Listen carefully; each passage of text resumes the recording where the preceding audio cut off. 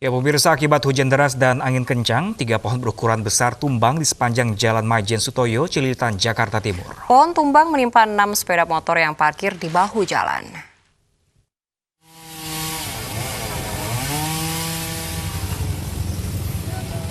Tiga pohon berukuran besar tumbang di kawasan Jakarta Timur Minggu siang.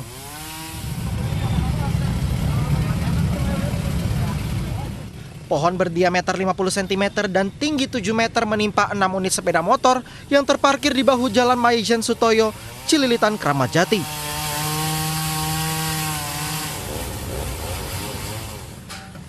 Selain itu, pohon tumbang juga membuat tiang penyangga lampu lalu lintas patah.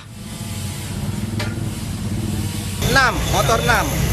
Untuk korban luka? Korban luka dan sebagainya alhamdulillah nggak ada karena hujan, Pak. Karena hujan masih cukup lebat dan anginnya juga cukup kencang. Kita evakuasi dari sini ada 9 personil. Akibat peristiwa ini, arus lalu lintas dari arah Cililitan yang menuju Cawang mengalami kemacetan. Dari Jakarta, Sofyan Firdaus, iNews melaporkan. Pemirsa, tak hanya pohon, bagian papan reklame di Ciputat, Banten runtuh menimpa 4 rumah warga. Seorang anak terluka dan 2 unit sepeda motor warga rusak. Semua hancur sama saya. Ibu ini menangis lantaran rumahnya hancur setelah tertimpa papan reklame di Ciputat, Tangerang Selatan, Banten. Papan reklame menimpa 4 rumah yang berada di bawahnya karena hembusan angin kencang dan hujan sejak siang hingga sore hari. Bahkan seorang anak terluka di wajah karena terkena puing runtuhan bangunan. 2 unit sepeda motor milik warga pun ringsek. Ternyata jatuhnya papan reklame bukan kali pertama. Sebelumnya, papan reklame juga pernah menimpa rumah tetapi tidak ada pertanggungjawaban dari kontraktor. Kejadiannya udah semua pada terbang sendiri. Itunya papan reklamenya pada kejadian nggak terbang pernah sendiri. jawab gitu. Ini berapa lama sih Bu ininya? Apanya? Kejadiannya? Reklame ini? Oh baru 2 tahun. Terus kejadian seperti itu berapa kali? 2 kali yang parah. Oh gitu. Terus selama ini sudah mendapat ganti rugi? Nggak ada bantuan. Belum pernah ada bantuan. Belum pernah Nggak ada tanggung jawab. Nggak ada tanggung jawab. Warga berharap pemerintah daerah dan kontraktor memindahkan papan reklame ini agar tidak menimpa rumah warga dan menimbulkan korban jiwa. Dari Tangerang Selatan, Banten, Nunung Purnomo, iNews melaporkan. Sementara itu pemirsa, hujan juga menggenangi sejumlah ruas jalan di Jakarta. Genangan bahkan sempat menyebabkan akses jalan terputus tidak bisa dilalui kendaraan. Di ruas Jalan Kemang Utara 9, Mampang Perapatan, Jakarta Selatan, tinggi genangan mencapai 30 cm. Genangan membuat akses jalan tidak bisa dilalui seluruh jenis kendaraan.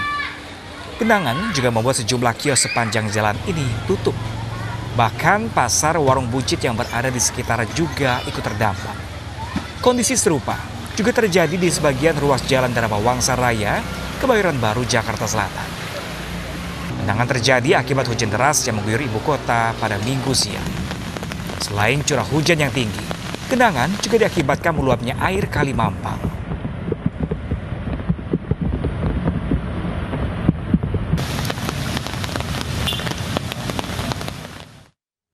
Musim penghujan, Pemprov DKI Jakarta mempersiapkan diri mengantisipasi banjir. Pengerukan waduk di beberapa wilayah di Jakarta diintensifkan.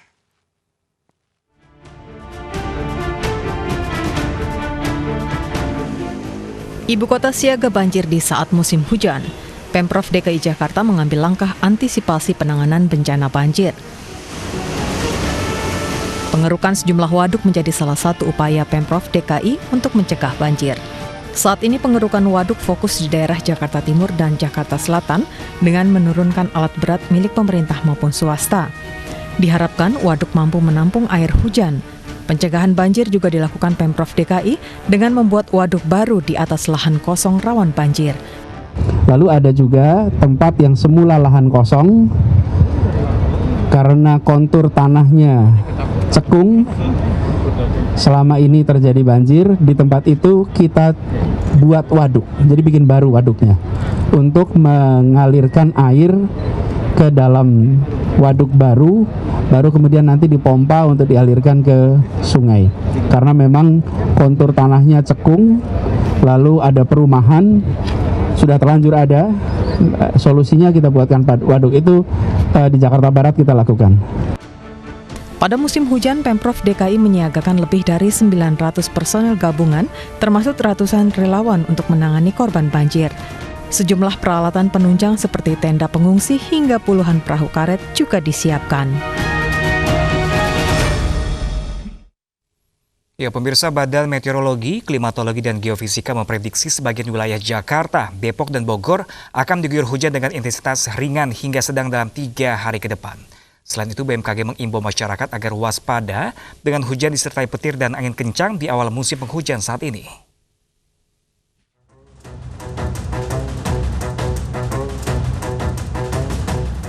Indonesia telah memasuki musim hujan dan diperkirakan puncaknya akan terjadi pada Januari hingga Februari 2021.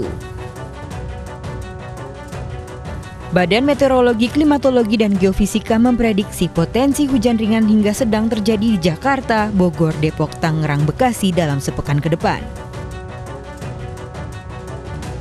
Jadi memang masih ada potensi hujan terutama di wilayah Jakarta Barat, Tangerang, kemudian Jakarta Selatan, Timur, kemudian Depok dan Bogor. Jadi wilayah yang lebih ke selatan yang lebih banyak hujannya. Kemudian intensitasnya antara ringan hingga sedang. Kemudian kita melihat untuk 4-7 hari ke depan, potensi-potensi hujan yang dengan intensitas sedang hingga lebat masih saja akan terjadi karena kita sudah memasuki musim penghujan seperti itu. Selain itu, potensi angin kencang, puting beliung hingga petir juga akan terjadi, terutama di wilayah selatan. Memang di awal musim penghujan, potensi angin kencang, puting beliung maupun petir masih akan sering terjadi, terutama di wilayah selatan.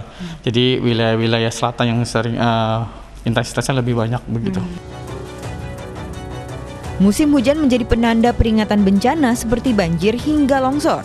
BMKG menghimbau pemerintah daerah dan masyarakat untuk waspada bencana pada Januari dan Februari tahun depan. Tim Liputan iNews melaporkan.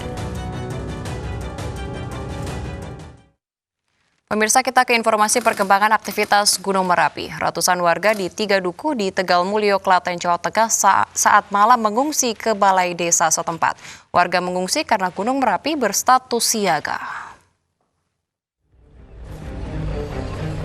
Sejumlah warga di 3 dukuh desa Tegal Mulyo, Kemalang, Klaten mengungsi karena status Gunung Merapi ditingkatkan menjadi siaga atau level 3. Warga 3 dukuh dari Dukuh Sumur, Janguk, dan Dukuh Pajegan mengungsi secara mandiri saat malam hingga pagi hari. Umumnya warga yang mengungsi kelompok rentan yakni anak-anak, wanita hamil, dan lansia. Kawasan yang dihuni warga 3 dukuh di Desa Tegal Mulyo termasuk daerah rawan bencana. Karena takut bahaya kalau malam terjadi guguran, terdengar walaupun kecil tapi sama takut. Ini yang mengungsi berapa dukuh mas di sini mas? 3 dukuh. Ini mengungsinya kemana ini? Ke balai desa. Umumnya yang mengungsi ini dari kalangan apa saja mas? Lansia, balita, sama ibu hamil. Warga mengungsi di gedung serbaguna desa. Mengungsi saat pandemi, warga tetap menerapkan protokol kesehatan. Saat di pengungsian, sejumlah warga di pagi hari tetap beraktivitas biasa seperti mencari rumput dan beternak sapi. Dari Klaten, Jawa Tengah, Saiful Effendi, iNews melaporkan. Ya, pemirsa, kebutuhan logistik pengungsi dari lereng Gunung Merapi di wilayah Magelang, Jawa Tengah sudah terpenuhi. Prioritas saat ini adalah kebutuhan untuk ibu hamil, lansia, dan juga anak-anak.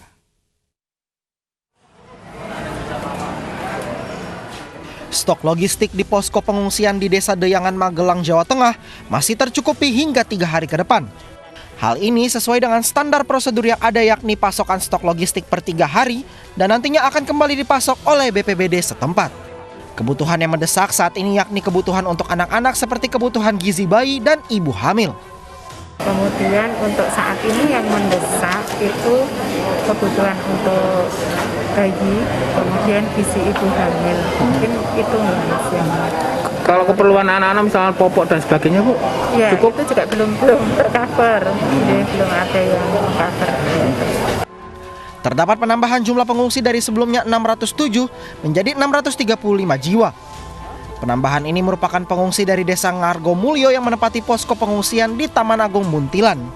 Sudah ada beberapa pihak yang membantu, seperti dalam bentuk gas, kemudian ada yang membantu tikar, kebutuhan-kebutuhan untuk pengungsi. Meski jumlah pengungsi terus bertambah, BPBD Kabupaten Magelang memastikan stok logistik aman hingga beberapa hari mendatang. Bahkan bantuan logistik dari masyarakat sudah mulai berdatangan. Dari Magelang, Jawa Tengah, Puji Hartono, iNews melaporkan. Pemirsa, anak-anak pengungsi Gunung Merapi dihibur sejumlah relawan di pengungsian di Desa Deyangan, Magelang, Jawa Tengah. Anak-anak diajak bermain dan bernyanyi agar tidak jenuh selama berada di pengungsian.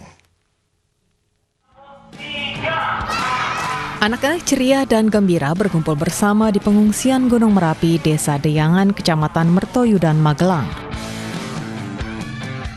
Anak-anak senang mengikuti permainan yang diberikan relawan, mahasiswa, dan petugas Polres Magelang. Mereka juga antusias mendengar cerita hingga tertawa. Kegiatan trauma healing ini digelar untuk menghibur anak-anak agar tidak jenuh selama di pengungsian. Anak-anak ikut mengungsi akibat naiknya status Gunung Merapi. Dengan situasi mereka di tempat pengungsian, di tempat yang baru seperti ini, dan juga masih kondisi pandemi, tentunya anak-anak tidak boleh kehilangan dunianya. Sehingga kita laksanakan, saya sendiri punya ide untuk memberikan hiburan, memberikan semangat pada anak-anak, kita laksanakan trauma healing. Ada 126 jiwa pengungsi Gunung Merapi di Desa Deyangan, 46 diantaranya anak-anak. Rencananya kegiatan trauma healing akan dilakukan 2 hari sekali agar anak tetap ceria dan tidak jenuh di pengungsian. Dari Magelang, Jawa Tengah, Puji Hartono, iNews melaporkan. Pemerintah Provinsi DKI Jakarta kembali memperpanjang PSBB transisi hingga 22 November mendatang. Informasi selengkapnya akan hadir usai jeda, tetaplah bersama kami di iNews Pagi.